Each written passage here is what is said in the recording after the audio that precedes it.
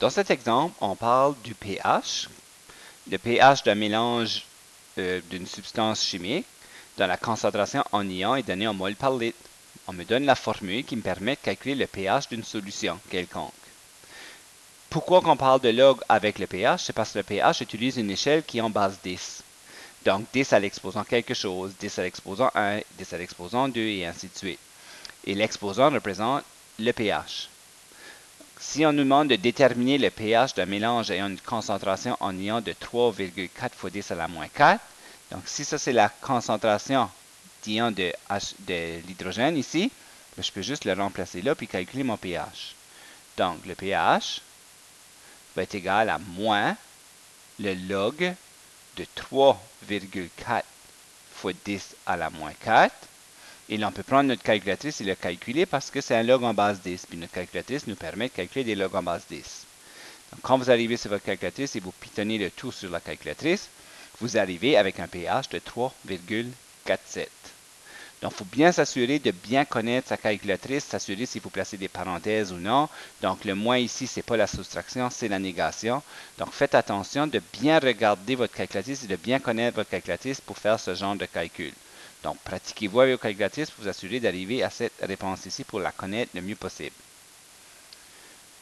Dans l'autre, ici, on nous demande de déterminer la concentration si le mélange a un pH de 8,1.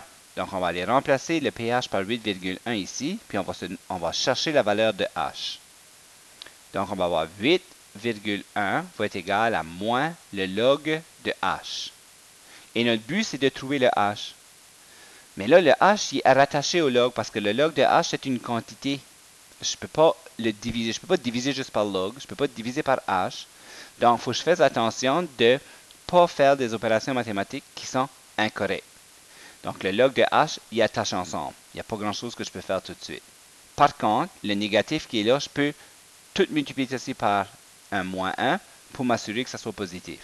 Ça me donnerait moins 8,1 qui est égal au log de H.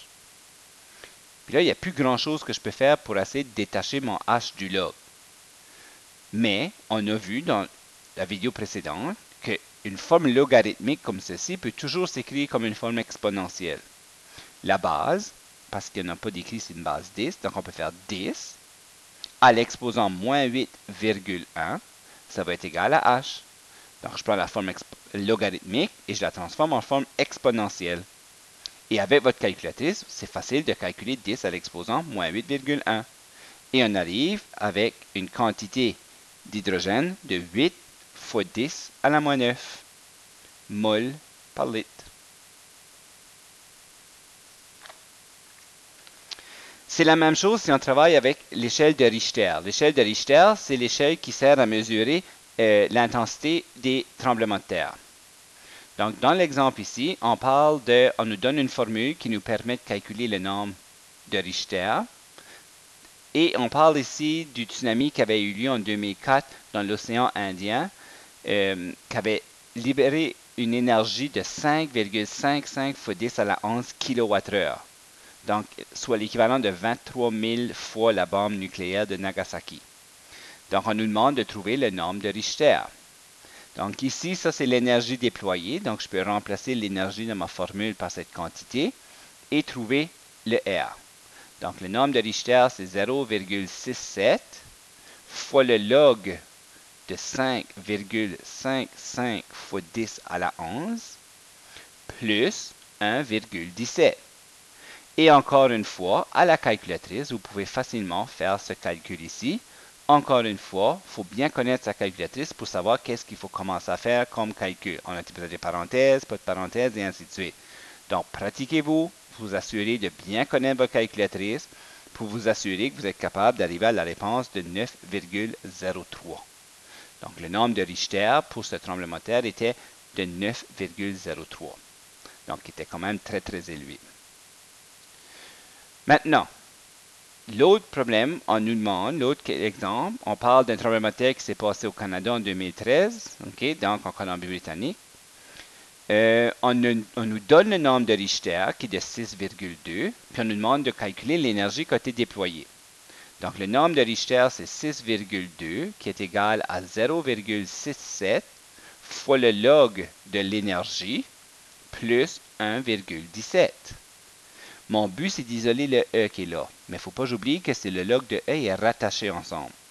Donc, je vais essayer d'isoler le log de E. Il faut que je prenne le 1,17 puis que je l'envoie de l'autre côté. Donc, j'enlève 1,17 de chaque côté. Ça me donne 5,03 qui est égal à 0,67 log de E.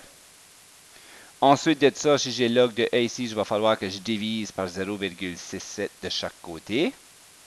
Donc, 5,03 divisé par 0,67, ça me donne 7,51 qui est égal au log de E. Et j'arrive avec une belle petite forme logarithmique que je peux facilement transformer en forme exponentielle. La base étant 10, l'exposant c'est 7,51, ça va être égal à E. Donc 10 à l'exposant 7,51 va être égal à E. Et encore une fois, avec la calculatrice, on peut facilement calculer le 10 à l'exposant 7,51. Ce qui me donne une énergie de 3,24 fois 10 à la 7 kWh. Et mon dernier exemple, ici, on parle du nombre de Richter qui est égal au log de l'intensité et on me demande de comparer le tremblement qu'il y a eu en Turquie et celui qu'il y a eu en Seattle.